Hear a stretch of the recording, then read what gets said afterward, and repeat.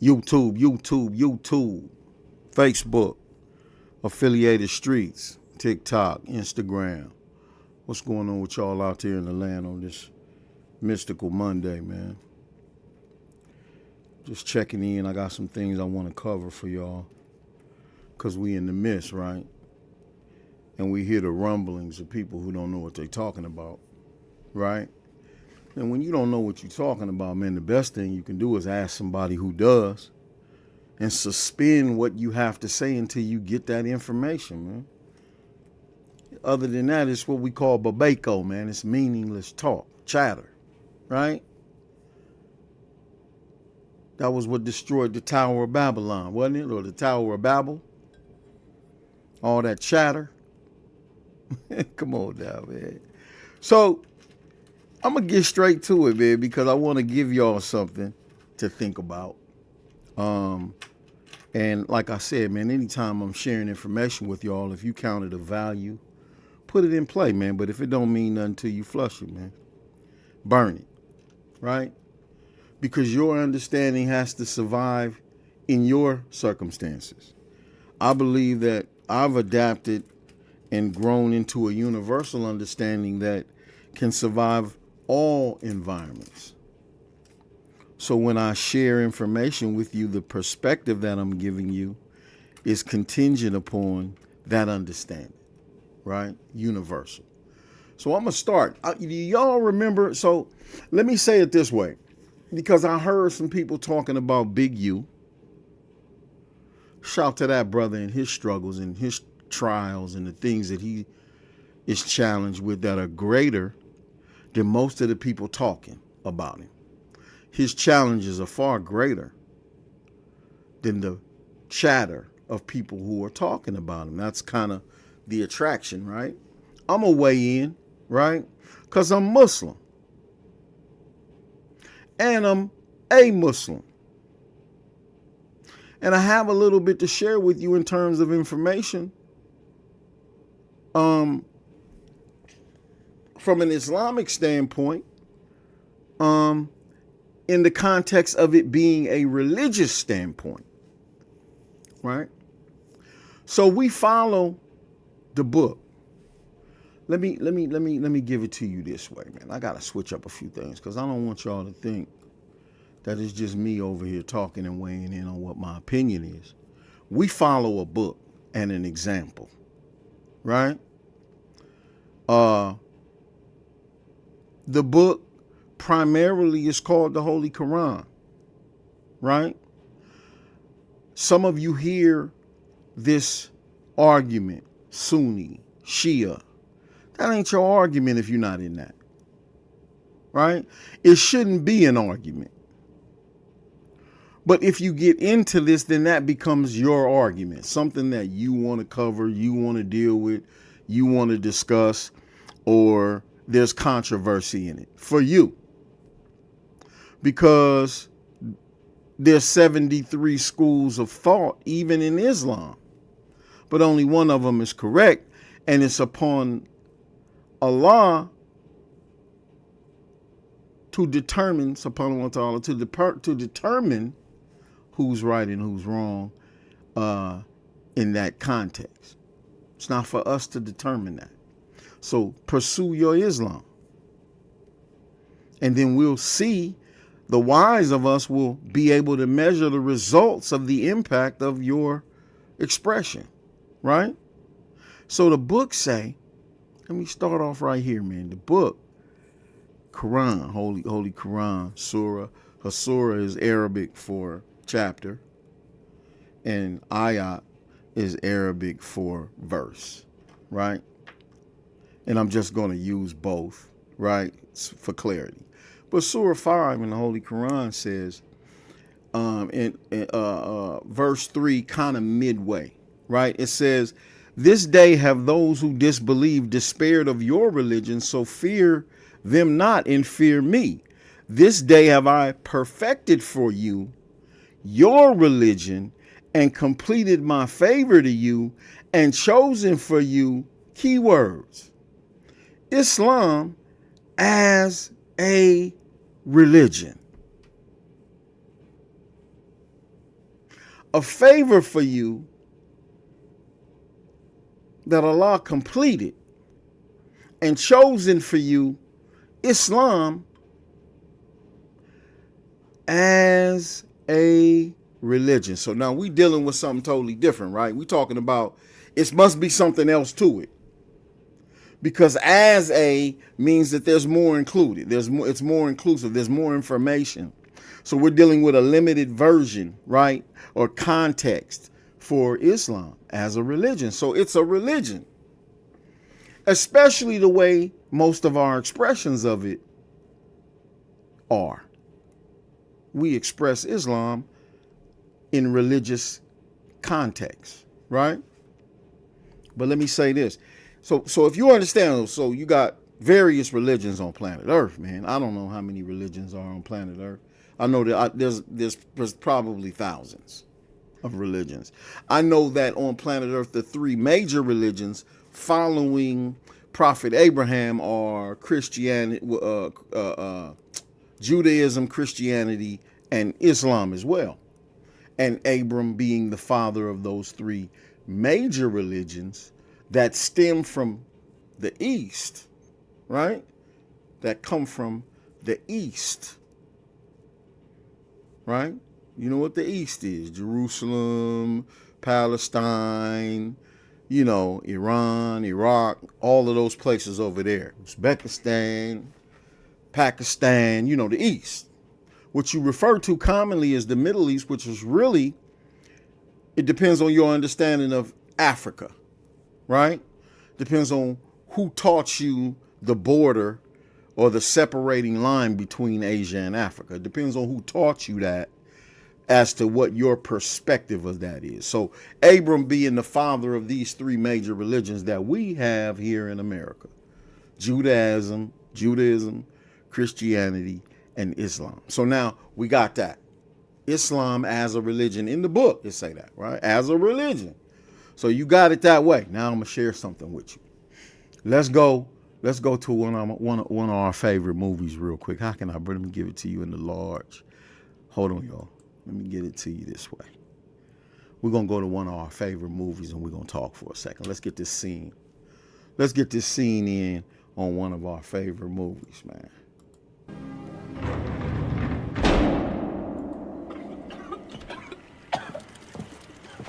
What's wrong with my brother?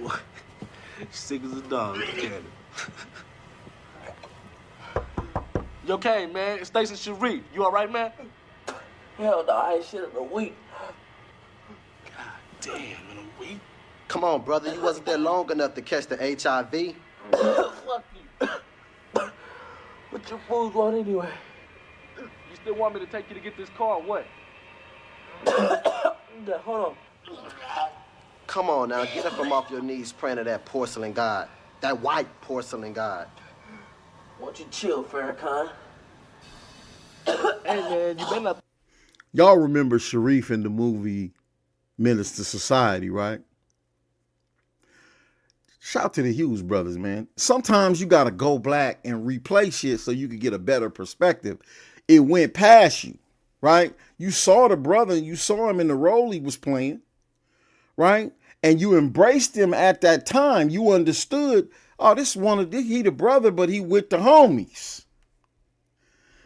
Key what? He's the brother, but he's with the homies, right?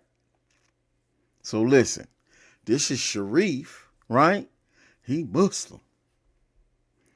But if the homies are the Crips, if the homies are the Bloods, and they never really clearly defined those lines. I think in the shooting, it was a Crip thing, because in the shooting at the hamburger stand, it was Crip and Blood, right? And then there was the Bloods who rolled down and killed, I forget his name, man, this fly brother from Long Beach, man, and they robbed him for the car. That was the Bloods, but the retaliation was, that's my family, and the Crips retaliated on the Bloods at the hamburger stand, right? So let's go on. Throw up in my ride, man. Ain't nobody gonna throw up in your ride. Yeah, motherfucker, right back on your ass. I hear it in the bushes and I crept up through the grass. What you running for, bitch? You fake Irish faggot. You got a big booty, everlast. Let me tag it, cause you look like a woman, but you tryna clown. I kicked you you in your ass. That's why you trouble around. So don't try to fuck with a Compton nigga. And I'ma tell you Say, who's homie, daddy before I pull the why don't you trigger. come to Now Kansas daddy is with the us? nigga getting hit. What, nigga? Hey, man, y'all need to stop calling each other niggas. That's what y'all need to stop doing. Anyway. Again, Sharif. That's the Muslim brother who's hanging out with the homeboys. He's one of them. Be clear about Sharif, right? Let's get Sharif in perspective, right? Because I actually met that brother, man. We hung out at the Man's Chinese Theater when they was doing it. We did an interview actually on the news with MTV about our opinions about the Malcolm X movie. He did a spiel and I did a spiel, but he was clowning. That's when he was Calvin, the manager for McDonald's. He was doing the commercials back then. I met the brother, beautiful brother back then, man.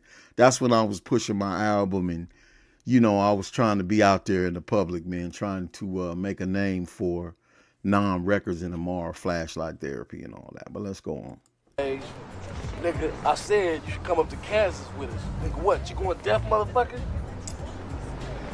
You going to Kansas with this fool? Yeah, Kane, you should come too, man. I mean, you're not doing nothing out here but getting yourself in a lot of trouble. I know your grandmother would be happy. Shit, I ain't going no place. I think Ronnie got a lock on this fool's what I think. Fool, you tripping. Kane. Wait, you still pushing up on Ronnie, man? Man, hell no, Pernella kicked my ass. Nigga, on life without parole? I don't think so. You spend enough time up in that motherfucker. You should be trying to fuck. I know I be trying to fuck. What about you, Reed? Yeah, whatever. Here, put that in for me. Nigga, you better go somewhere with that black power shit. You know that shit gets no play in this ride. Man. I'm gonna leave it right there, man, because we remember Menace to Society, right? And we remember the role of Sharif, man. Who don't remember the role of Sharif in Menace to Society? It's a beautiful example when you start talking about Crips, Bloods, gangs, and Muslims, right? Sharif is a good example of the role that a Muslim brother plays and that he don't have to go no damn where and move away from nothing in order to be himself. Because I keep telling you, this is one of the things I kept saying, and I'm going to continue to say, it's not a contradiction to be a Crip and a Muslim at the same time. Those things are not contradictory because the problem is the stigma, the negative stigma or associations that come with being a Crip. And that's due to the activity and the lameness of the leadership in the roles of being Crips. It was better leadership. I know good leadership, good quality leadership for the Crips, and it wasn't just about the negative component of being a Crip. It was very beneficial. It was training. It did a lot of things for us, man. We forget what the origins of what brought these things about, right? What brought about gangs so heavy in Los Angeles, Compton, Watts, the East Side, the West Side, the beaches? What brought the popularity up for gangs to thrive in these environments? These are well-to-do areas in some cases.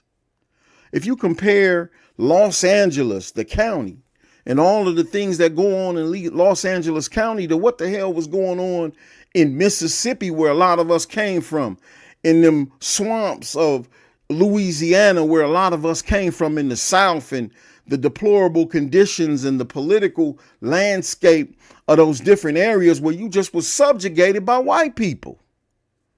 White man was high-handed on us, was punking a lot of us. Tell the truth, man. Shame the devil now. We're going to put the devil to shame. We ain't got to lie about our history, man. The birth of a gang like the Crips, the Avenues, the Slausons, right? The Panthers. This is all, let's going back to the birth of the Nation of Islam influenced all of these things to come about in our communities. The bad thing about us is we so goddamn scared, we won't say the word Nation of Islam. We won't say Farrakhan. We won't say the most honorable Elijah Muhammad. We won't even say that because we scared of what the white man gonna do to us if we start talking about Farrakhan. Still scared. 2026, scared to death. But I'm saying that to say this. Listen, Sharif sets a good example. Shout to the Hughes brothers and their depiction of Sharif being one of the homies while being a Muslim at the same damn time. Can it happen? No, it already happens. That's the purpose that the God uses the Muslim brother who comes up out. You gotta have a messenger that speaks your language. Neighborhoods speak a certain language, man. The gangster car speaks a certain language. The Hoovers speak a certain language, man. The Grapes, they speak a certain language out there in Watts, man, that they don't speak on the West Side. It ain't the same language. Compton speak a certain language, man. But let me tell you something. You got a Muslim homeboy in every one of them places that speak your language that are also speaking a higher language for you. And he's of you. He's from you.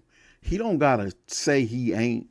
The minute he says, I ain't from Compton, I'm a Muslim, he just disenfranchised himself. He just rendered himself ineffective when it comes to coming to you and talking to you and trying to explain to you, like Sharif is, sitting in the car with the homies in a position to offer them counsel. You ain't gonna respond to it no other way, black man. How the hell else you gonna listen to it? This nigga don't know what I'm going through, what I've been through. Listen, man, and in some cases, man, Allah chose the homies who was putting it down and drew them out of the affliction. Verified, right? And then sent them back to you, trained them up, and sent them back to you with the training to civilize you. Because you savage. You lost the knowledge of yourself and you living the life of a damn beast. But so was I. On that West Side, man. Come on, man. We beasted up on that West Side, man. I'm in the crew of the team in the conversation of those who beasted up on the West Side. I'm in that conversation. Right? Not a bragging point, but an acknowledgement that as far as you go into the mud of that, I can go with you. I don't care how far you want to go into the mud or what was going on the west side of Los Angeles. I can go as far in the mud as you can go. I can go there. Now, it's levels to everything. Right?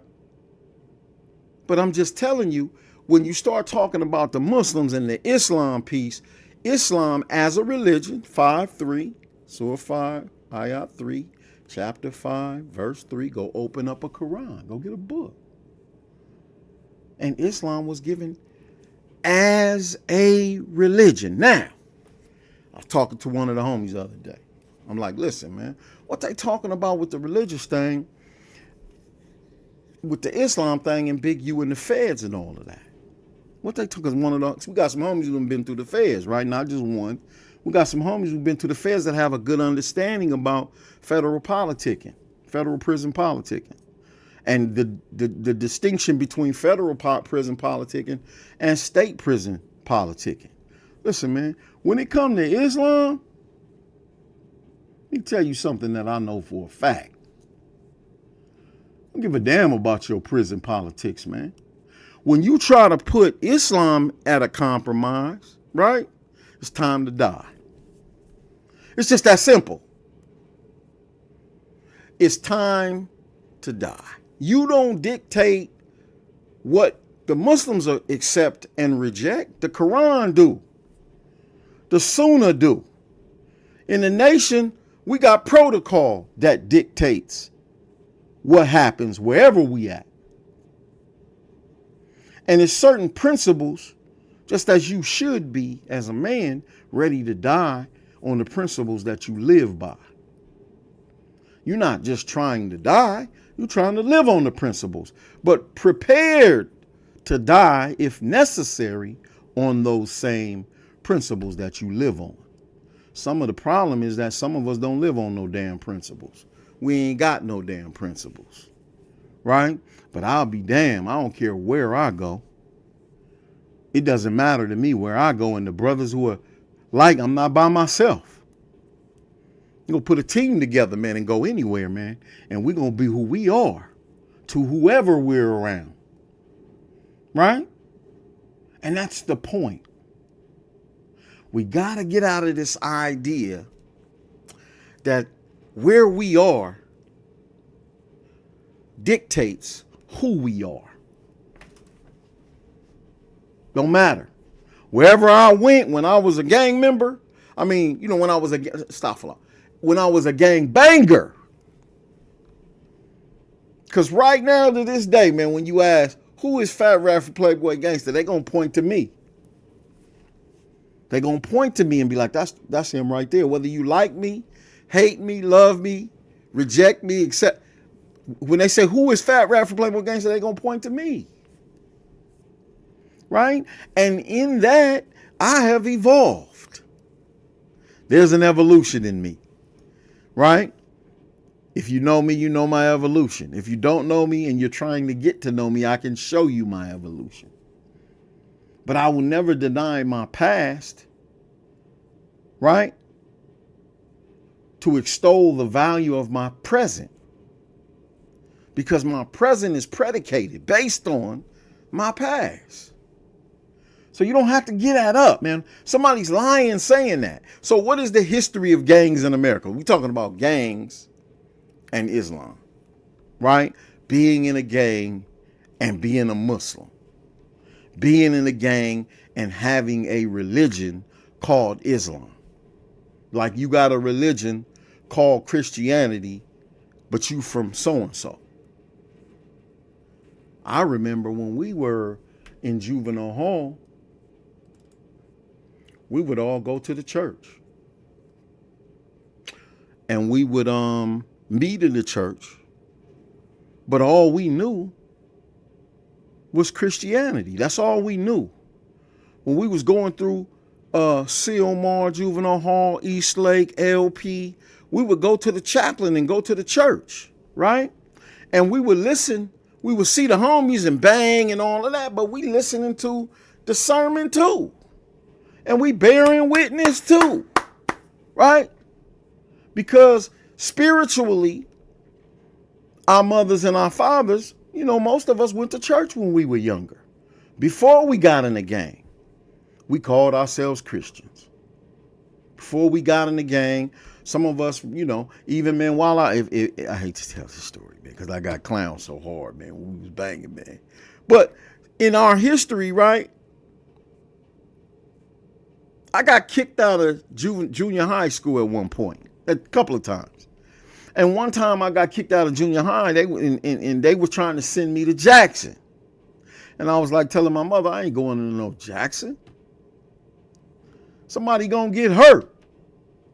So I just told her what was going on in Jackson. She was like, nah, Mom spent like $1,000 or something and put me in the little Christian school that was right there on Venice.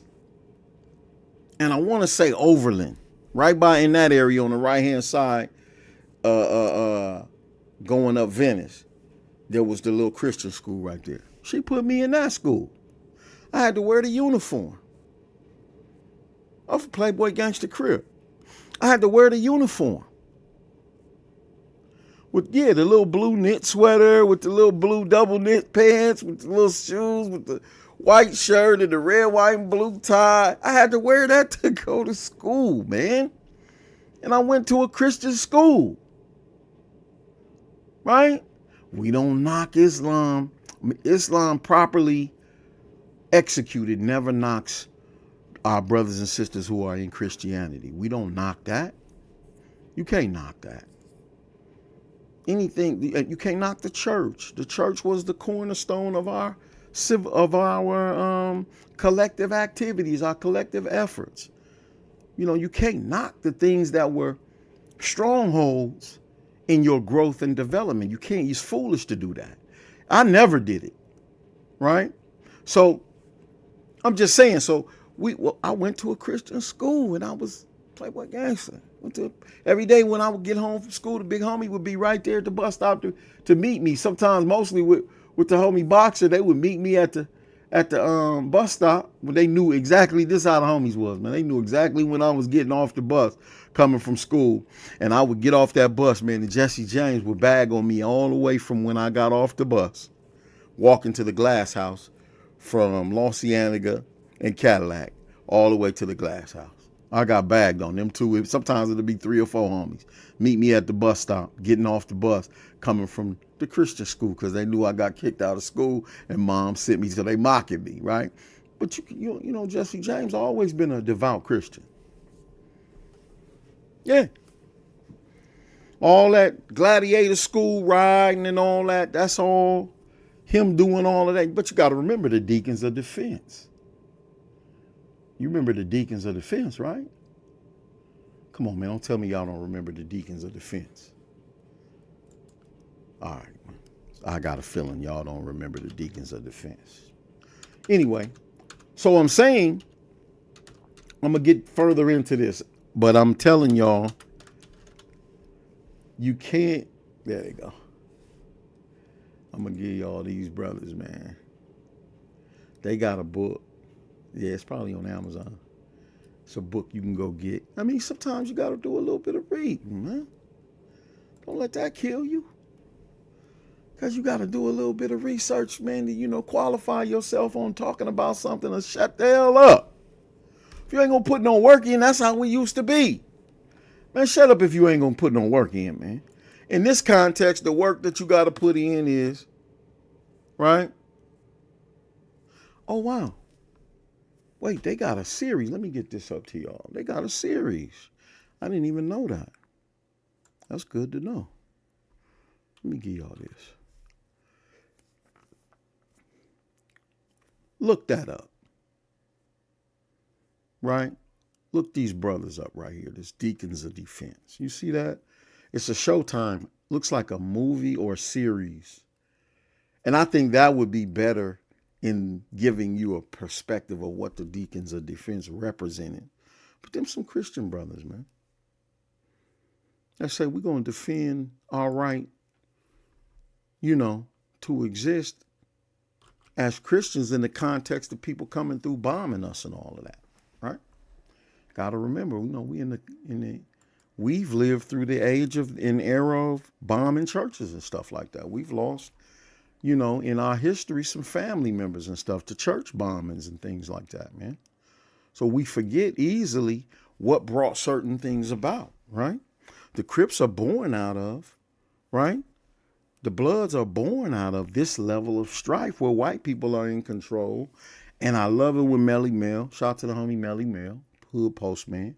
If you're not subscribed to his channel, go subscribe to DH Hood Postman. And he articulates this struggle that we had with the Spook Hunters, who were a white gang that aggressed us, right? Coming across the tracks and different things like that and attacking us, and, how we repelled them and the things we did to repel them, and how the police worked with them when they would aggress. And then when we would try to retaliate, we were met with the police and the Spook Hunters, right? These kind of things are our history, y'all, right? So what were we going to get into next? Let me share something else with y'all. And then I'm going to just talk. I want to share these things with y'all. Then I want to just talk to you. You get a chance, check this book out. The History of Street Gangs in the United States, right? Since the 1800s.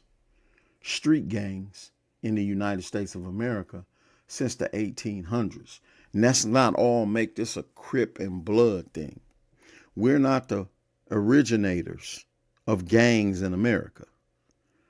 Us and the Latinos are not the originators of gangs in America. Our gangs are in response to other gangs that originated in America, who were white mainly. You got the mob, you got the La Cosa Nostra, you got the Italian Mafia, that's a gang. Then you got them all the way to the Al Capone era. Then you got them all the way to the John Gotti era. And that's gangbanging on a high level, right? You got, I told y'all the other day, you got the Dead Rabbits and the Bowery Boys. And these guys had a problem with each other because of the Dead Rabbits were Irish Catholic in their religion. And they were trying to repel people from attacking or aggressing them in the context of their religious expression, right? And then just not trying to be punked out on the basis of that, right? This is not a thing that was new when we got started. It had been happening and causing the formation of gangs all the way back to the 1800s. And if I go further, I'm pretty sure I could find more, right? So understand the context of what we're talking about. Gangs and religion. Gangs and religion. Gangs and religion have coexisted in America since gangs started. The Crips. Most of the Crips I crip with, came up with, the hard ones, right, were Christians. Christianity is a religion. You are not perfect in your expression of Christianity while you're actively gangbanging, gang enforcing, gang leading. Why? Because the propensity for violence, the history of violence, and the activity of being a forward gang member, right? A forward gang. I don't like to just say member because I know dudes who just were in the gang, right? And had they just went to church every Sunday, you know, they would have fared a lot better because technically that's all they really did. They weren't really, they was just members. They was just from the set. They didn't really push what was necessary to be involved. And we, in some cases, because they were our little friends and stuff, we allowed them to stay around us without being as active as us. Right? It happened. But we were all in this pool with mothers and fathers who were losing their influence over us. But keep operative term, they were losing their influence over us, which means that at some point they had influence over us. So they made us get up on Sunday and get our Sunday best suits on and go to church. They made us practice Christianity to whatever level or extent they did. They insisted that we do it. And then based on cultural influences, we began to go out of that, to kind of walk away from a lot of that. We saw it wasn't, we weren't the analytical, I see hypocrisy in it, so I'm not. We saw hypocrisy in it, but that wasn't really what drew us out of it, right? There was more of an attraction in the streets than there was in the church. The church lost probably 80% of that next generation, leaving from the early 60s to the 70s. The church probably lost 80% of that next generation because of what was going on in the streets and the attraction that drew us out of that church norm into a street norm. There were activities in the streets that were more attractive than there were in the home and in the church. It happened. But when you were drawn all the way out of being in the church on a regular basis, your heart and your mind was still inclined to, if you were going to have any type of religious expression, it was going to be Christianity. That was the norm. In Los Angeles, Compton Watts, that's all it was. But a religion and a gang have coexisted since gangs began in America. That's my point. So when you say Big U gonna have problems if he go to the feds, which God willing he doesn't, I don't know what is going to become of Big U in his court battle. And how could you know? You don't know, man. Why are you speaking on that? Why are you talking about something when it's going to play out in court? And again, we're speaking into the court of public opinion. Unless you're an avid Big U hater, he done did X, Y, and Z to you and you just can't wait to see somebody else do something to him because you had a chance to do it and you didn't. Right? This is the type of shit we be dealing with out here, man.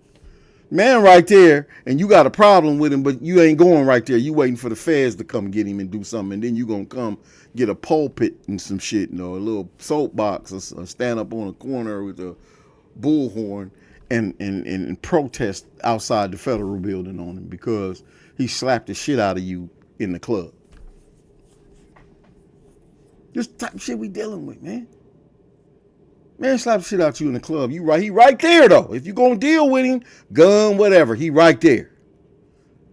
You ain't saying nothing right there. You wait till they arrest him, and you become the most avid detractor, hater, right? Overt hate against this brother, right? You know what we call that, man. We used to call it punk shit. I still do. I call that punk shit, man. Stop all that punk shit, man. What you doing all that punk shit for? Acknowledge the fact that you wasn't courageous enough to challenge Big U, and then now just leave it alone, man. You didn't have the heart. I can understand that, man. We got some, listen, man, the Crips and the Bloods got some dangerous members. Really do, man. Some dudes you just don't want a problem with. But let's say that, though. We could be honest. Man, I ain't want no problem with him. That's like, I can name some people. Like, what you want to run up in there with him for? You must have a team with you. Let it go, though. You didn't deal with it when you had an opportunity to deal with it. And you don't compensate for the fact that you didn't deal with it by standing across the street from the federal building on a goddamn milk carton with a bullhorn yelling you hate Big U. That's not compensation. That's more punk shit. Which was probably the reason he smacked you in the first place. If he smacked you, I'm not saying the brother's violent. I'm just saying, that be the case sometimes. Just saying. So with that being said, let's move into this thing where we're saying if Big U goes to federal prison, he's going to have a problem because he's from rolling 60s and he's a Muslim. I emphatically reject that assertion. And again, I know y'all think that y'all got these things figured out because the white man put y'all in a systematized state of mind where they over there doing that and that's how that is. And they over there doing that and that's how that is. Until the right person show up, that is the norm. Norms are broken every day. I don't know if you heard about this, right?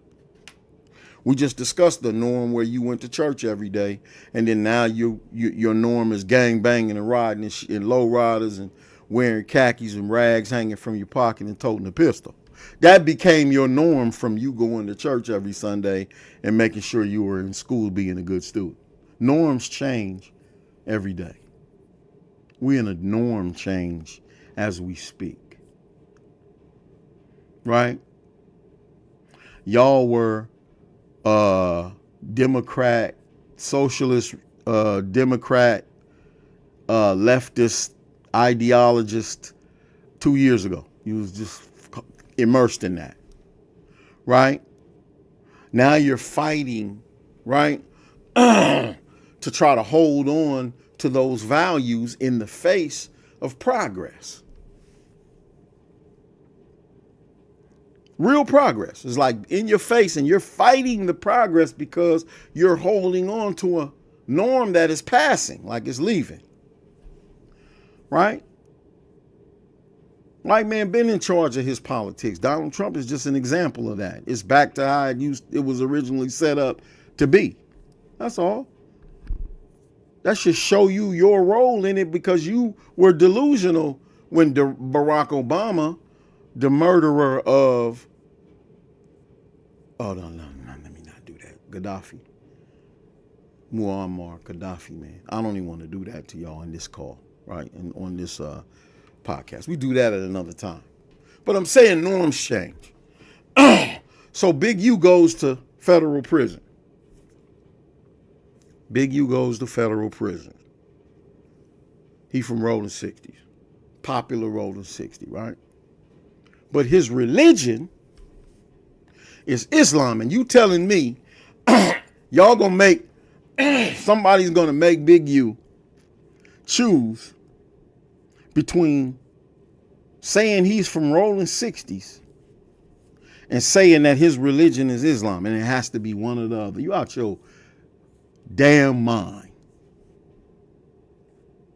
See, they got a hole. They got every prison, like every prison that you go to, it's a hole, right? And the hole is for people who are nonconformists. The hole is for people who don't cooperate. All y'all on the yard are typically set up to do harm to each other and to be cooperating in that, right? And cooperating, like you that nigga better not say nothing, right? Cause I stabbed 6 generations of his family with my knife. I ain't gonna just stab him with my knife. Is a generational knife. Like I bought it, the different type of metal is generational metal, and when I sharpened it, I sharpened it so when I stab a nigga, I stab 6 generations of his family and shit. This is your delusion, right? But you bad as hell when it come to that. I know that. But when that administration, who's 1 or 2 people, and it's a population of killers, always was a problem for me, man. Always was a problem. Then I start doing my own thing. Like, this beautiful, you get to break away from a norm, because growth is in challenging. You can challenge norms, and then growth is in the challenge. But when you constantly just going along to get along, even when there's a propensity for violence and going along to get along, you ain't making no progress doing that. Cause don't count. If he ain't with the homies, he ain't with this. The 60s not gonna do that. Who you think from Rolling 60s gonna cooperate with that with you? If Big U hit a yard and it's 3 dudes from 60s, and the Crip car 80 deep, and Big U say, I'm finna go to Juma, and he go to Juma, and it's 10 Muslims in there, and they know he from 60s, but his religion is Islam, right? You telling me they gonna tell him he can't come in and perform Juma? Then we got a problem with the Ummah. That's the community of Muslims. See, that's a violation on the Muslims. Because Islam ain't about your menial fucking idea of gangbanging. Islam don't conform to that shit. You silly as hell talking like that. This ain't that. You come as you are. But you are evolved through a process. You come to Islam as you are, and it doesn't respect who you are. So when you go to circumambulate the Kaaba and Mecca, right? And you a giant. You from the streets. You a let's just say Jay-Z. Let's use Jay-Z as an example, right? When Jay-Z goes to Mecca to make Hajj, Jay-Z got to take off everything that indicates he's a billionaire.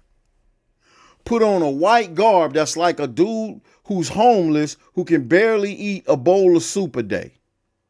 And they become equal in their circumambulation, like going around the Kaaba. They're equal members in Islam because it doesn't matter who the hell you are or who you think you are when it comes to Islam as a religion. All are welcome. You're welcome. Come on in here, brother. And the nation is a little better, right? I'm in the nation, right? So you got to go through some processes to come up in here, right? You got to go through some filters and stuff like that to come up in here. But all of our brothers and sisters are welcome up in here. And you could come as you are, but you can't stay that way. You have to conform to change. You have to be made into a man and then made civil as a man. We are here to civilize you. But if you remove us, there's no help for the people of our people who are uncivil. Because Christianity can't reach all of our people. So Islam has to reach those of our people that Christianity cannot reach. But if Big U walks to go into a masjid or the chaplain where they share the religions, right? And he says, I'm going to make, salat. I'm going to go walk into the masjid. And they tell him he can't come in there because he's from 60 Crip. That's a problem. A whole nother type of problem. Understand that. Just to be clear on that. That's a whole nother type of, that you got, Houston, we got a problem. We got a big ass problem. What y'all took over the masjid and you done declared Islam to be a faction, like a gang, because y'all are in prison with a prison's mentality, governing the matter and regulating the affairs of Allah as though you had some fucking authority over Islam. That don't exist. And if it do, correction is on the way. Believe that. It's on the way, y'all. So that's somebody's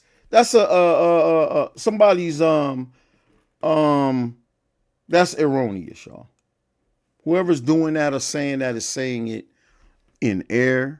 Islam doesn't work that way. You are not denied access to Islam as a religion because you're in a gang. You're not denied that. The purpose of Islam is to show you a way that is better than what the way you practice as a gang member. So there's a transition that happens where you self-improve, but you still end up. Be clear. You still end up like this, man. Let's be clear. You are still Brother Sharif. That motherfucker go right there and shit. So what's up? Y'all gonna kick it? Nah, man, I gotta go scoop up one of my kids. All right, man. Sharif is still present.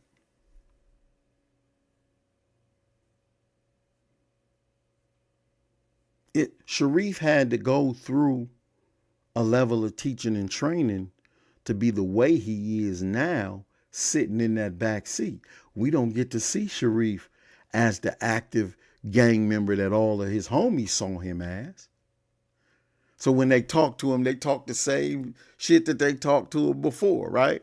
Oh, yeah, we ain't doing that shit in here, right? It's just clowning because that's my homeboy still. In the homie's heart, that's still my homeboy.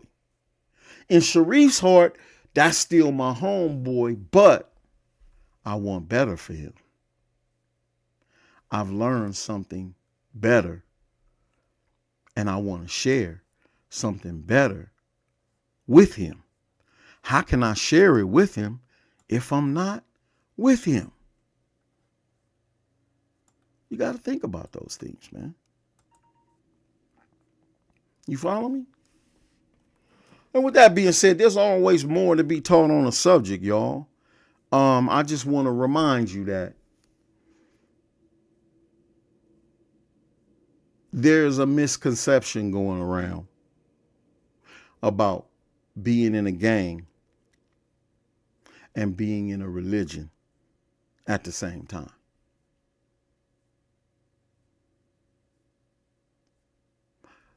One is there to pull you from the activities of the other that are self-destructive, that are self-negating, that demoralize you and destabilize the community you come from. But to build you up in one way, Sharif ain't uncomfortable around his homies, man. Where most people would be uncomfortable being around these brothers. Sharif is at home with his homeboys. But he's Muslim. He's in the religion of Islam, but he's still in the back seat as the homeboy in this 7-6 rag, in this glass house rag. He's still the homeboy. Be clear on that. Wherever Big U go, he gonna still be sitting in the back seat of that lowrider. And he gonna be like Sharif to the homeboys with even a greater amount of influence, right? Because of some of the things that Allah's allowed him to go through and is trying him in. And God willing, he makes it out. He conquers this damn enemy. I don't wish nothing bad on Big U. I don't wish that he goes to the feds because I don't know if he's guilty of any of the things they allege. Those are allegations, y'all. Y'all act like you saw him do something. And if you did, why are you talking? Damn. We somewhere else doing something else, man. It's your homeboy, Fat Ratty Vol, original West Side Playboy Gangsta Crips, man. It's all love, man. I just want to give you some perspective on that Islam piece as it relates to being involved in a gang. I'm not an active gang member, man. I don't profess to be. I don't believe you can be a Muslim and be an active gang member at the same time. But where you from and the communication skills that you develop in both worlds are necessary. Just keep that in mind, y'all. I'm gone. I want him dead. I want his family dead. I want his house burnt to the ground. I want to go to the middle of the night. I want to piss on his ass. You better ask somebody.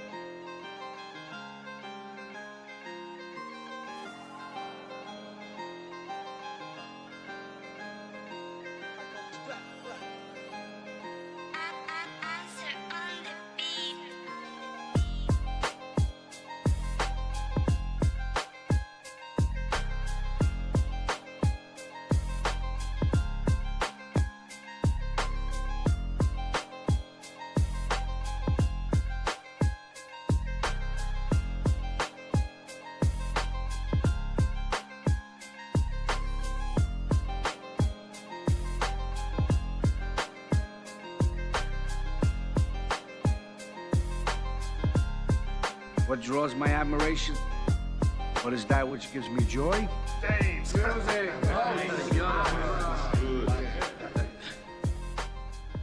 Baseball.